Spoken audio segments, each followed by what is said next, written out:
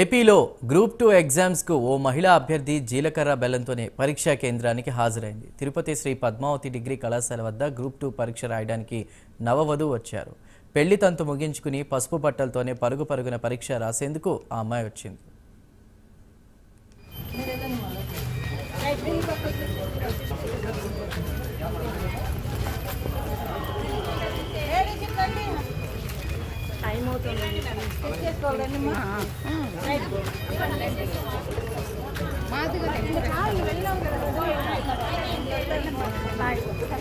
నైనా best of luck రా, best of luck నైనా బారే. ఏపీలో గ్రూప్ 2 ఎగ్జామ్స్కు ఓ మహిళా అభ్యర్థి జీలకర్ర బెల్లంతోనే పరీక్షా కేంద్రానికి హాజరైంది. పూర్తి వివరాల్ని మా ప్రతినిధి రవివర్మ అందిస్తారు. రవివర్మ. చందు, తిరుపతిలోని శ్రీ పద్మావతి మహిళా డిగ్రీ కళాశాలలో ఇవాళ గ్రూప్ 2 ఎగ్జామ్స్ జరుగుతున్నాయి. ఈ నేపథ్యంలోనే చిత్తూరుకు చెందినటువంటి మల్లికార్జున మమత పెళ్లి నవ దంపతులు ఇవాళ ఉదయమే పెళ్ళయింది. అయితే పెళ్ళైన వెంటనే ఎగ్జామ్ సెంటర్ కి అయితే పసుపు బట్టలతోనే వచ్చారు. అయితే అక్కడ ఉన్నటువంటి ఇన్విజిలేటర్ ఫస్ట్ అలో చేయలేదు.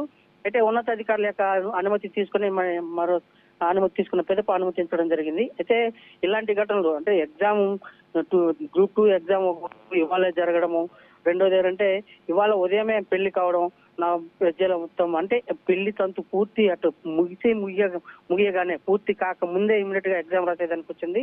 ఈ ఘటన అందరినీ ఆశ్చర్యానికి గురి చేసింది. ప్రధానంగా ఇది ఇలాంటి గ్రూప్ 2 ఎగ్జామ్స్ నిన్నటి వరకు వాళ్ళు అంటే వాళ్ళ భర్త, ఇప్పుడు పెళ్ళైనటువంటి భర్త మల్లికార్జున నిన్నటి వరకు గ్రూప్ 2 ఎగ్జామ్ వాయిదా పడుతుందనే ఉద్దేశంతోనే ఉన్నారు.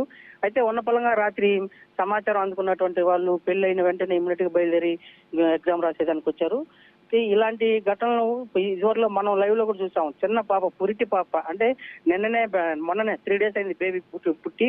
అలాంటి పాపను కూడా అనుమతించలేదు ఫస్ట్ ఇన్విజిలేటర్లు. అనంతరం అధికారుల యొక్క అనుమతి తీసుకుని అనుమతించారు. ఇలాంటి ఘటనలు ఎగ్జామ్స్ గ్రూప్ 2 ఎగ్జామ్స్ చోటు చేసుకున్నటువంటి విధానం ఇలాంటివన్నీ కూడా ఆశ్చర్యానికి వ్యక్తం చేస్తున్నాయి. Chandu. Right Ravi Varma, thank you.